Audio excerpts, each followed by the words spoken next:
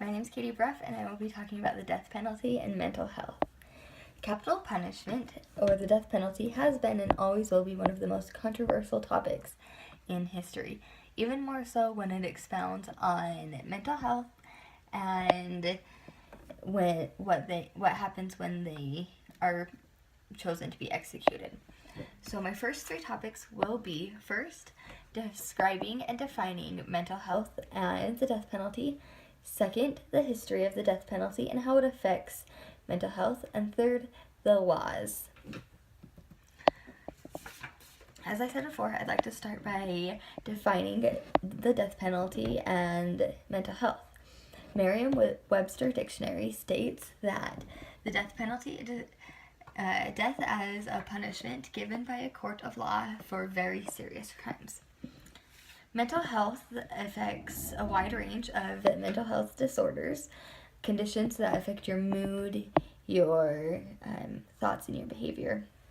Examples could be depression, anxiety, personality disorders, schizophrenia, eating disorders, and addictive behaviors.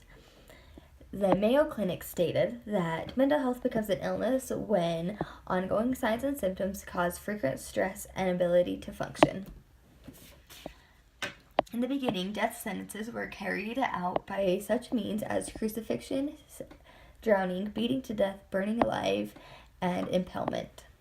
Babylon was the first to establish these laws, and then in 1608, Captain George Kendall was the first to be executed in the new colonies.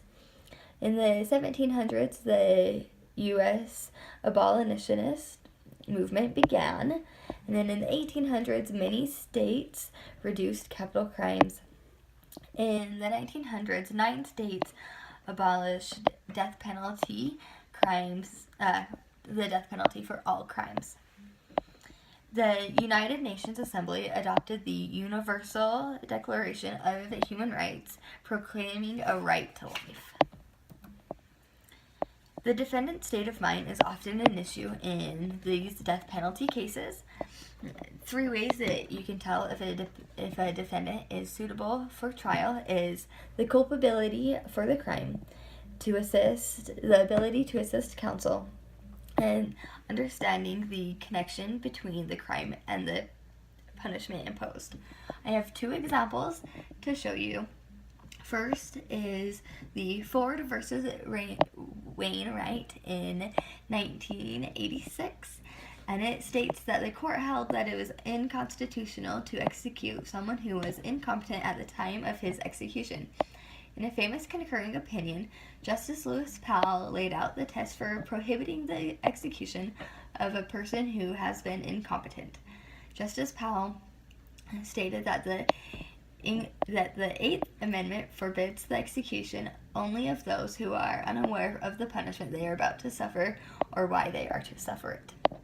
The second is the Atkins versus Virginia case in 2002, and it says, while the Supreme Court of the United States prohibits the execution of these people with mental retardation, it is not yet ruled that it is unconstitutional to execute someone who suffered from a serious mental illness at the time of the crime.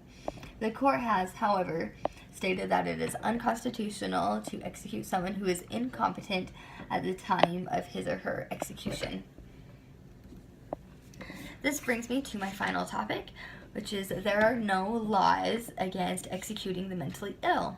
We have barred the intellectually disabled and juveniles, but at this time there is no laws for or against executing the mentally ill.